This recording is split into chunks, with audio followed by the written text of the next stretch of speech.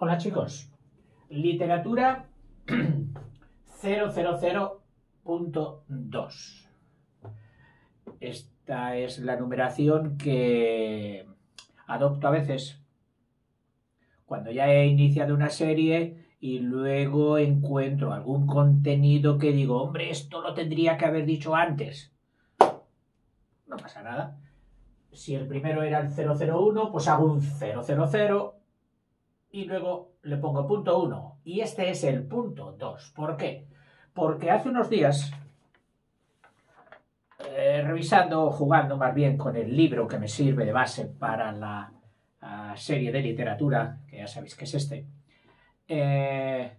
encontré que en los primeros conceptos yo había prescindido un poquito del libro y me había ido buscando pues en el Google y en otros libros.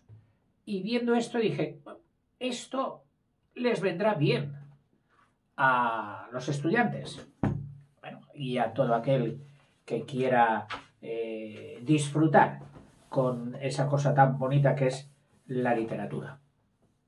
Y dije, pues nada, por el mismo gasto hacemos un anterior, un 00.2 y lo vemos.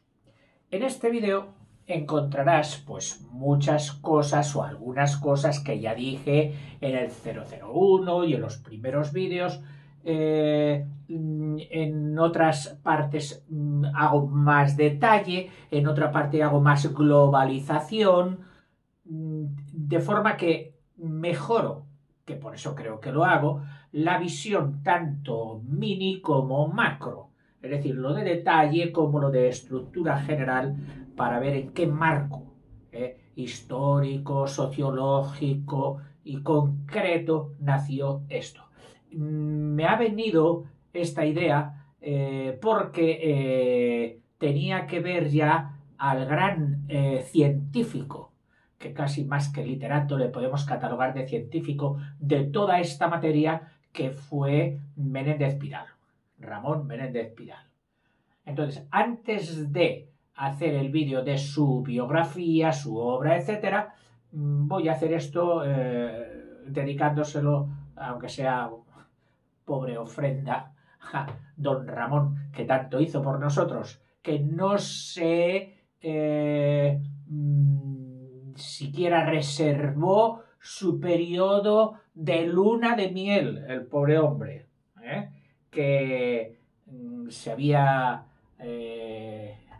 acabado de casar y le dijo a su mujer, oye, mira, de luna de miel nos vamos a ir por los pueblos a ver cuántas abueletas encontramos que recuerden romances antiguos que todavía no hayan sido registrados por escrito. Y ella dijo, pues sí, Ramón, venga, amor mío, vámonos a hacer la luna de miel de pueblo en pueblo montados en mulas recogiendo romances. Bueno, yo pienso que algunos romances sí que serían preciosos y fomentarían su cariño, qué duda cabe. Ya sabes que de dos que se quieren, con uno que coma basta, y otro refrán también muy curioso es contigo pan y cebolla. Bueno, esto es lo que le diría seguramente Ramón Menéndez a su esposa o ella a él. Amor mío, contigo pan y cebolla. No necesito más para ser feliz. A ver, voy, como hago otras veces, he preparado aquí un esquemita.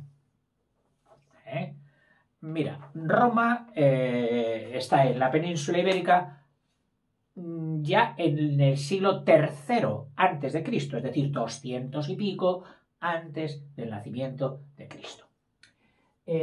A través de sus legiones y a través de su gran obra colonizadora, que yo creo que esa palabra se le queda pequeña a Roma. Por eso se acuñó y se sigue respetando aquella palabra de romanizó. Es decir, algo que solo Roma pudo hacer e hizo en el mundo. Y es que es impresionante ver lo que Roma dejó en todo su imperio. Nos querían como a suyos, como hijos. No en vano su mentalidad era no de una nación o de un país, sino de una ciudad. Una ciudad que se expandía como una ciudad hoy en las metrópolis que expanden sus barrios y dicen, ¡ay, mira, esta ciudad ha agregado a aquello que fue un pueblo de la periferia, lo ha agregado en su estructura, lo ha hecho suyo! Ah, muy bien, pues bueno, esa era la idea que tenía Roma con su imperio. Y que lo estamos estudiando y lo seguiremos estudiando. Me tengo que quitar un poco las telarañas.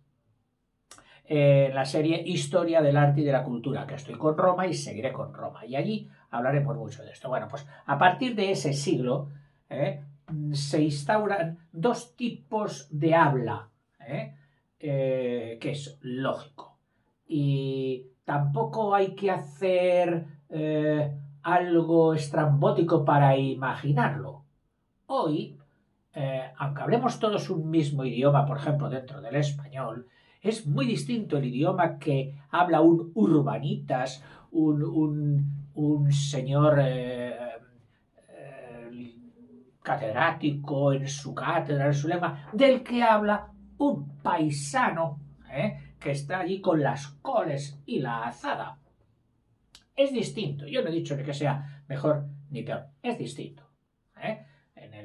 Porque los campos semánticos imponen un vocabulario y entonces el vocabulario que emplea ese doctor universitario será distinto del que emplee ese doctor del campo, porque para mí es auténtico doctor.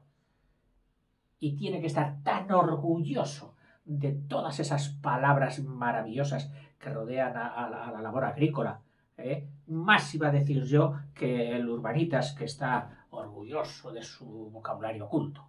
Pero bueno, y sin embargo, esas dos personas, teniendo esa dicción y esa expresión tan diferente, luego se reúnen y se entienden perfectamente. Esa es la maravilla de un idioma común.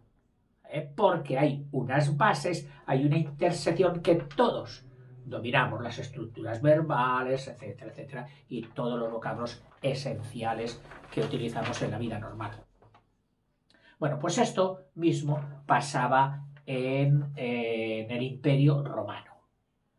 El francés, el galo, que estaba en la Galia romana, se entendía perfectamente con el que estaba en la Tarraconensis o en la Emeritensis o en la Gallecia. ¿Por qué? Porque tenían una misma base. Luego tenían, pues, unos añadidos, unos archivos, que diríamos hoy añadidos, de su forma de vida, de su lenguaje anterior hablado en aquella nación o comarca, que en aquellos tiempos ya no eran comarca ni nación, era Roma todo. Y se entendían, tanto de España a Francia como de Tarragona a Hispalis, a Sevilla. Y se instauraron, aún así, dos tipos de habla, que nos recuerdan la equiparación que acabo de hacer hace un ratito. El sermo, que a mí, por lo menos, me recuerda el sermón, que es así como todavía en la iglesia llamamos a esa gran locución del sacerdote a sus fieles. El sermo urbanus, es decir, la forma de hablar del urbano, del de ciudad, y el sermo rusticus. Pongo acento, aunque en latín no había acentos, pero bueno, es para dar una idea de su pronunciación más extendida. El sermo urbanus no era otra cosa que el latín clásico. Ese que tantos quebraderos de cabeza nos ha dado a los que hemos estudiado latín alguna vez. Porque es un idioma muy bien trabado, con unas sintaxis interrelacionadas perfectas, una especie de ajedrez, con declinaciones, etcétera, etcétera. Y era, pues, tanto hablado como escrito. Que habría gente que lo hablase perfectamente y había gente que lo hablase pues mal, pero es que eso se ha dado en toda época. Y en cuanto a escrito, pues igual, pero se escribía, es decir, era una gente de ciudad que tenía cultura. Había escuelas y unas escuelas públicas romanas que fueron la base de la unificación, las que sentaron las bases de que ese instrumento que es la lengua fuera útil para llevar toda la administración de un imperio. Claro, la escuela no siempre llegaba a todos los lugares, a los pueblos pequeños tal, y entonces se daba el ambiente rústicos. Y a este latín, que habían aprendido de los de ciudad cuando viajaban o les llevaban sus mercancías a vender al mercado, y de los legionarios que andaban entre ellos, ese latín que hablaba el vulgo, pues acabó llamándosele latín vulgar, que por supuesto no era escrito, no sabían escribir, solo era hablando. Y parece ser que la base de las declinaciones, si alguno tiene especial interés, utilizaban casi siempre la palabra en el acusativo, ni siquiera en el nominativo, en el acusativo. Es decir, de la palabra que cojo en otro de los vídeos, que es apis, apícula, no cogían apícula, sino apiculam, acabado en M, que era el acusativo. Bien, en otras también cogerían mucho el nominativo, como el lupus, no cogerían lupum, pero bueno, parece ser que tenían predilección entre el nominativo y el acusativo, y eran las formas más pegadizas que de auditu, es decir, de oído a oído, se cogían para hablar ese romance. Por supuesto que lo entreverarían, es decir, lo mezclarían con los antiguos idiomas que había en España, el celta, el íbero, etcétera, etcétera. Pero Roma logró que hubiera una unidad idiomática totalmente útil para sus propósitos.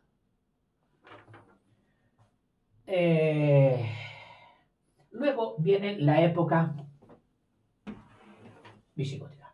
Todo esto empezó a hacerse pues, cuando Roma entró, que fue en el siglo III antes de Cristo, es decir, hacia el 200 y algo. Viene luego en el siglo III después de Cristo, Roma ya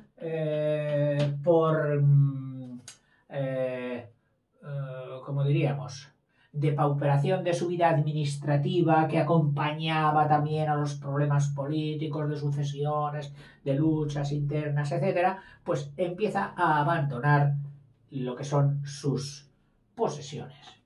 Y al abandonar, pues caen las buenas instituciones, las buenas costumbres lingüísticas y culturales que había inculcado y había instituido la escuela, sin ir más lejos. Y empieza pues una depauperación de la lengua. De forma que cuando entran los visigodos, ya en el siglo V, y con visigodos meto un poquito a todos, meto a los suevos, vándalos, alanos, etcétera, etcétera, el latín, el clásico, baja de categoría, se va perdiendo, se va transformando.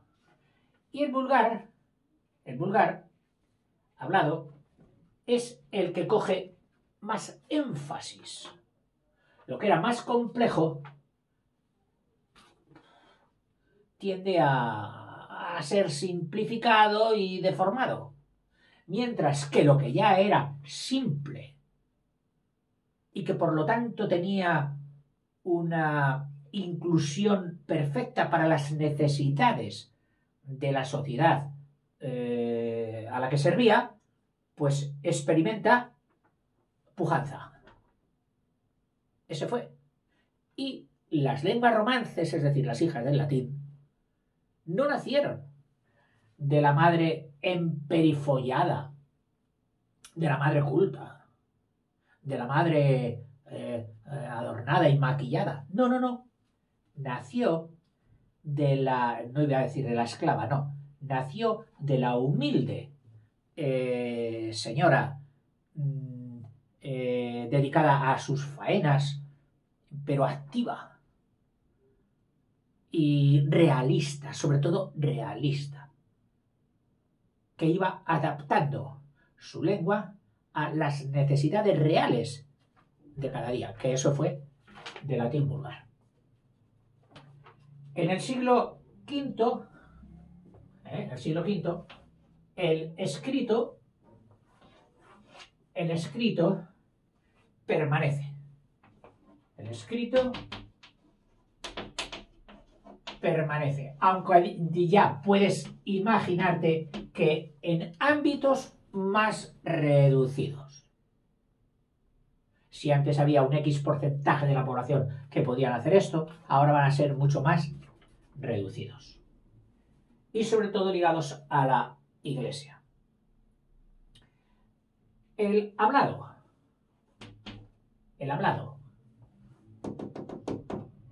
tanto clásico como el hablado vulgar. Vamos a ver. Pues el hablado, el latín hablado, empieza a mutar, a cambiar, por la falta de comunicación y la falta de la estructura unificadora que sería la escuela. Y entonces empiezan a aparecer sonidos, formas diferentes en Italia, en Francia, en España, que han dado origen a las lenguas romances posteriores. Los invasores que entran en España abandonan su lengua. ¿Por qué? Porque encuentran que el latín y la unidad de idioma que tenían las gentes donde ellos iban, les servían más para comunicarse con ellos y hacer un sistema, digamos, común, un software que diríamos hoy, común. Les era más fácil aprovechar todo lo que encontraron que introducir el software nuevo que ellos traían. Era de menor capacidad cultural, menos entroncada con la sociedad que ya estaba estatuida. Entonces, como un idioma sirve a una sociedad, era mejor coger la que ya tenía esa sociedad, que era el latín, que no la suya. Y se acomodan rápidamente. Ellos, entendiendo los impuestos y el poder, tenían bastante. Declinaron bastante de su cultura. La clase letrada,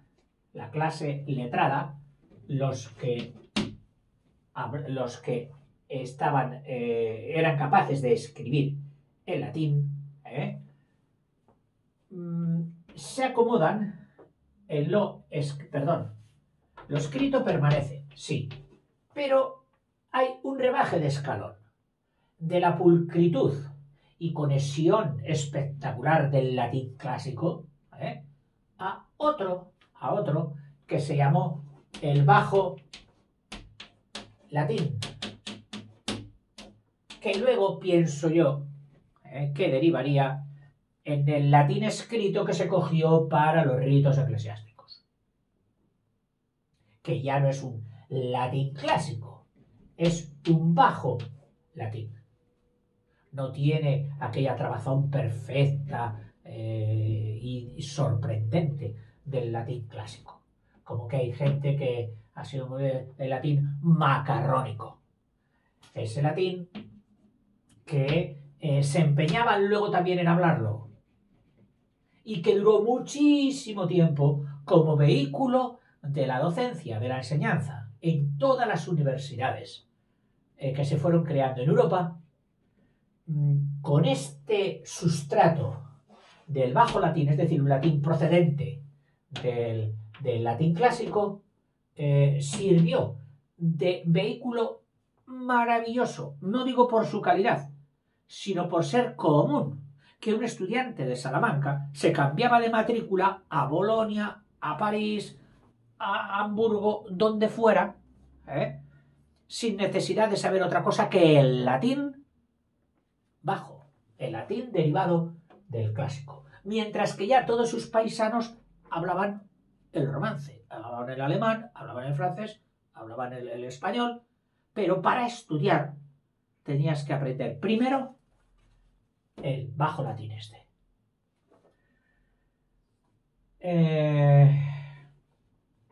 ¿Y el pueblo? ¿Qué hace con su latín vulgar? Aquel latín que del sermo rústicos prácticamente solo se hablaba. Pues evoluciona, ya lo hemos dicho, con mucha velocidad, muy rápido. Estos, los que lo escribían, tendían a el conservadurismo. A nadie le interesa que le cambien la ortografía de la noche a la mañana, con lo que cuesta dominarla. ¿Me entendéis? Entonces eran conservaduristas, pues por instinto y por necesidad. Que no nos cambien ahora la configuración y la escritura de esta palabra, de este concepto. Cosa que al ser rústicos, al que hablaba el hombre vulgar, no.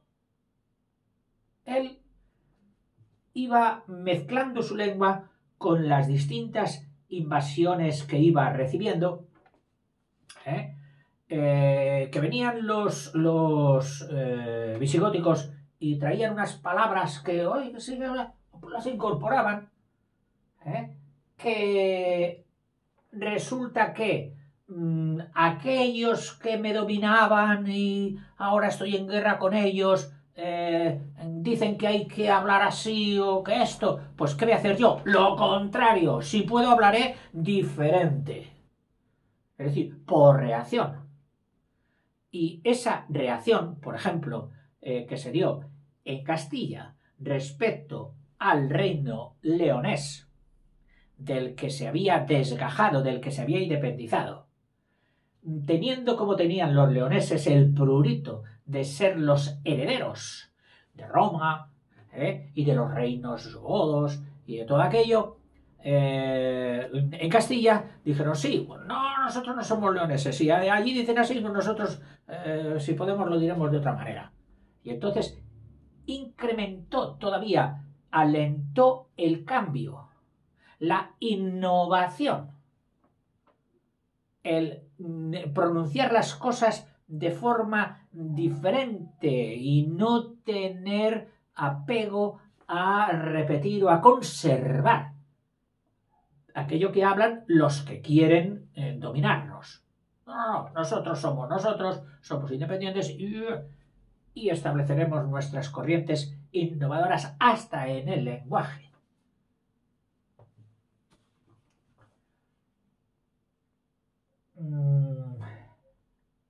Y eso es lo que hace que, desde el siglo V, ya metidos en el siglo VII, con este movimiento reformador, innovador, del latín vulgar, del latín del pueblo, del no escrito, del hablado, ya podemos llamarlo como una lengua diferente del latín vulgar, que es lo que se empezó a llamar el romance. Romance que tiene el origen léxico de todo lo que tenía conexión con Roma. Pero ya no latino, aunque en principio parece que sí, que desde el mundo árabe, que es el siguiente, consideraban que lo que no era la aljamía, es decir, el árabe, lo veían ellos como diferente y lo llamaban con el adjetivo latino, pero que luego parece que se perdió y dio lugar a lo de romance. De forma que en el siglo VII, que todavía mejor, para más exactitud, no vamos a decir que ya están establecidos los romances, sino que ya se distinguían los pre-romances, que vamos a catalogarlos de dialectos. Dialectos, ya sabes que es cuando no hay suficiente materia sustancial diferenciadora, que son cosas accidentales, digamos, las que diferencian ambos o varios realizaciones lingüísticas, y entonces se dice, es un dialecto de, es decir, sí, tiene diferencias, pero no suficientes como para ser consideradas un idioma. Bueno, pues esto ya surgieron en el siglo VII, ya podemos distinguir en la península unos pre-romances, que te los he citado también en los vídeos anteriores, y que eran el gallego,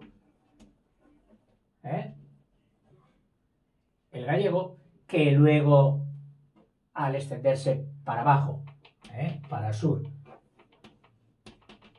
da origen, esa lengua da origen al portugués, leonés, los nobles, los herederos de Roma y de la sucesión legal de las coronas. El castellano,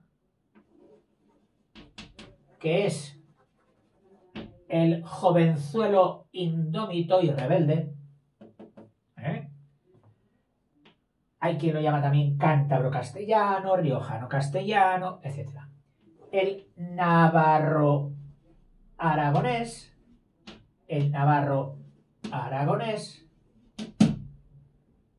el valenciano catalano o catalán valenciano, el catalán valenciano, aunque seguramente empezó la transformación romance más influida por la marca hispánica que el imperio sacro romano germánico había establecido en España, que con la zona valenciana que llamamos hoy, que fue conquistada con posterioridad, pero que luego prácticamente el idioma hizo un impacto total y similar, incluso escrito, más importante en la región valenciana que en la región catalana. Y además de estos, estaba el mozárabe. El mozárabe, que seguía siendo ese latín vulgar que se hablaba y que mantuvieron los cristianos, aun siendo dominados políticamente por el mundo árabe, por el mundo musulmán, ellos seguían con su habla, y ese era el mozárabe, que por tendencia natural de la reconquista, de que cada vez sus tierras eran menores, y de que muchos mozárabes se pasaban rápidamente, en cuanto los cristianos conquistaban, avanzaban sus líneas, se pasaban a formar parte de las costumbres y de las etnias cristianos que ellos habían añorado durante tantos años, y entonces este mozárabe fue abandonado. Si bien ya sabes que de los primeros primeras y más bonitas producciones escritas en lengua romance, o casi prerromance, fueron las jarchas y las muasajas, que nacieron precisamente en este mundo, en el mundo que todavía los reyes cristianos no habían conquistado. Pero estaban ya gente cristiana que hablaba ese latín transformado, el mozárabe.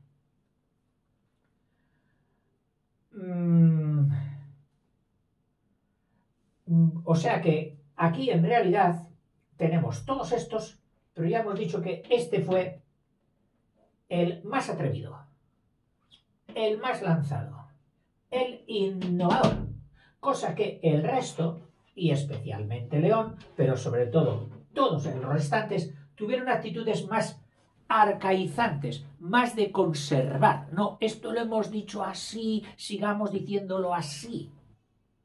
En Castilla, no. Castilla fue otra cosa, fue innovar, fue romper esquemas, romper fronteras. También.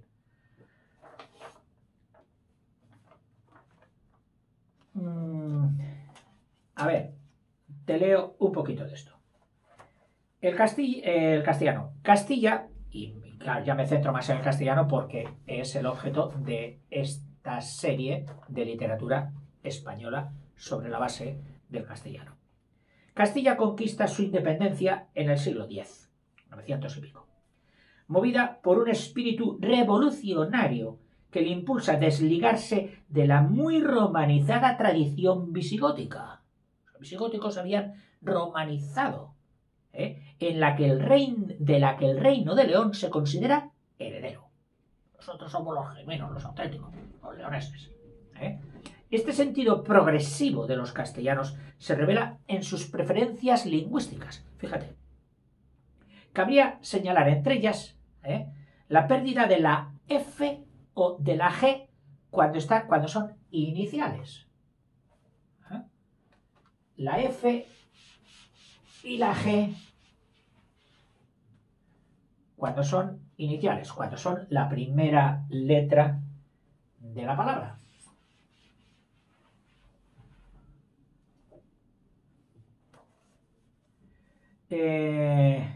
Por ejemplo, en la palabra folian, que era la palabra latina que significaba hoja,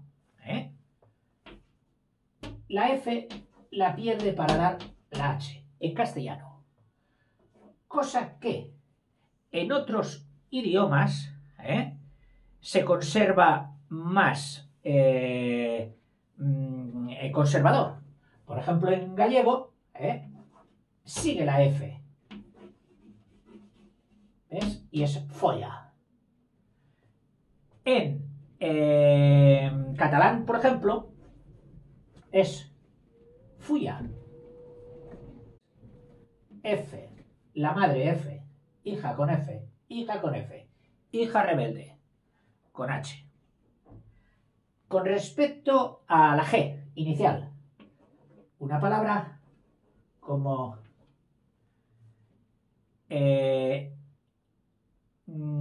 germán, que es, germanum. Germanum.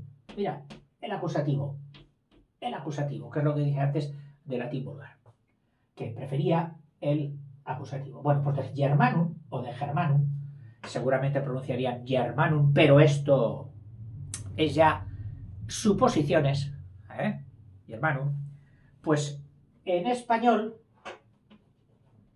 la G cambia a H, cosa que en otras lenguas romances, como es en catalán, por ejemplo, pues es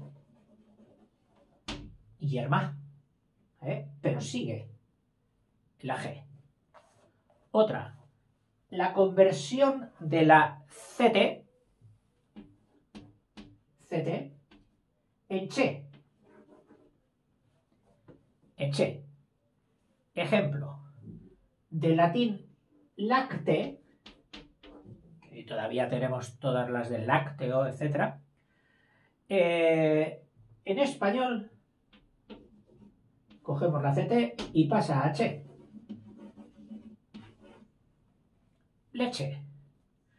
Cosa que en gallego, por ejemplo, en gallego es leite.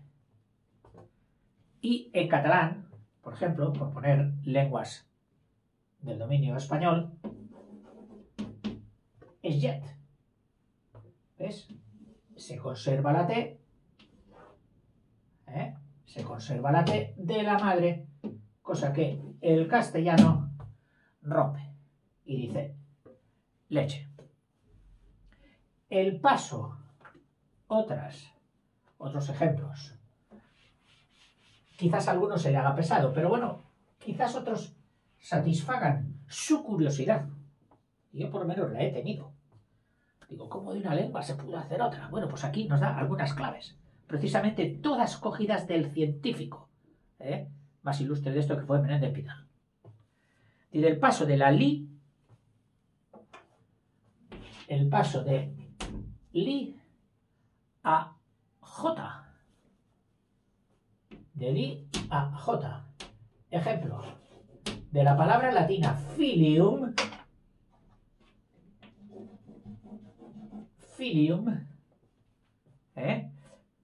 sale la palabra española hijo, con j, cosa que en gallego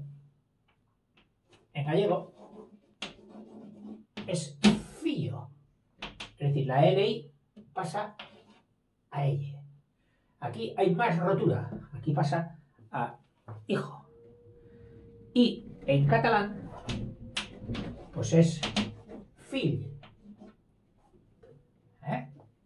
hijo. La diptongación, di de dos. La diptongación. De la E fuerte o de la E fuerte, perdón, o de la O fuerte, que parece ser que en ese lenguaje, para los científicos de la evolución lingüística, la representan así, con el circunflejo al revés, y de la O fuerte, se da un desdoblamiento en otras dos vocales. Como, por ejemplo, este se desdobla en ye y este se desdobla en ue. Palabras que nos hacen de ejemplo. En la palabra betulun, que era viejo, aquí un servidor de ustedes, pues en castellano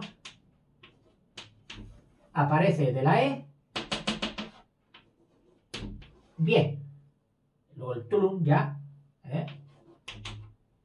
viejo. De puerta, que era porta, de la O fuerte aparece el UE, que con la P queda en puerta. Estamos en ejemplos de diptongación. Siempre que fuera fuerte. Betulun, porta. Es decir, que fuera la tónica. Cosa que en otras lenguas, por ejemplo, pues en gallego, ha acabado en bello. El bello es el abuelo, el viejo. Y en catalán, vell. En catalán, lo pongo por aquí, en catalán, vell. Y de puerta, que es el segundo ejemplo, pues en las dos, tanto en gallego como en catalán, es porta. Pero si os dais cuenta, la O fuerte sigue impertérrita, ahí clavada, conservadora. La innovadora, diptonga, apue. En fin, y nos va diciendo otras, como es la PL y la FL. La PL y la FL latinas pasan a la EYE. Ejemplo, de la pluvian, que de ahí viene pluviómetro, etcétera, luego, de la pluviam, que era la lluvia, pues esa PL se transforma en EYE, y lluvia, pluvia, lluvia. En gallego, sin embargo, es chuvia, y pluja en catalán. O sea, en catalán se ha conservado. De pluvia, sigue siendo plu, aunque luego ha cambiado la segunda sílaba. Pluja. A mediados del siglo XI, es decir, en el año 1000 y algo, 1030, 1040, Castilla está ya constituida en reino. Inicia una serie de luchas que poco después le darán la hegemonía tanto frente a sus vecinos, el de el oeste, el León, como el del este, Navarra y Aragón. Coincidiendo con ello, el castellano comienza a introducir una cuña hacia el sur, es decir, no solo hacia los lados, sino también hacia el sur. Con la conquista dice una cuña hacia el sur, que desplazará ya a los decadentes dialectos mozárabes, que se habían conservado entre los cristianos que vivían entre los árabes. Entonces empieza a meter sus formas innovadoras del romance castellano. ¿Dónde? En el mozárabe. El mozárabe.